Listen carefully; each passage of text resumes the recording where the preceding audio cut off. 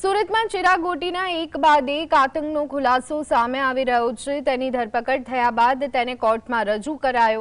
ભોગ બનેલા લોકો હવે ખુલીને સામે આવી રહ્યા છે। પીડિત જિગ્નેશ વ્યાસ સહિતના ભોગ બનેલા લોકો સુરત પોલીસ કમિશનર કચેરીએ પહોંચ્યા અને ચિરાગ ગોટીના કરતૂતોની રજૂઆત કરી। જિગ્નેશ વ્યાસે કહ્યું કે ચિરાગ ગોટીએ તેના રૂપિયા સહિત સંપત્તિઓ જબરદસ્તીથી પચાવી પડી છે।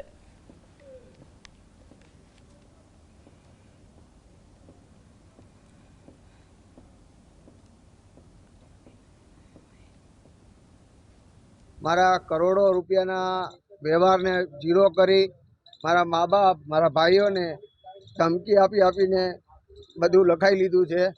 एमां जे मेन आरोपी चिराग गोटी एनो साथीदार युवराज लक्ष्मण जाधव आ बधु करीने मारे टोटल 23 करोड़ आजूबाजूनी मारी जे प्लॉट डायमंड रोकड़ा रुपया दागीना बधी ज वस्तु ए लोकोए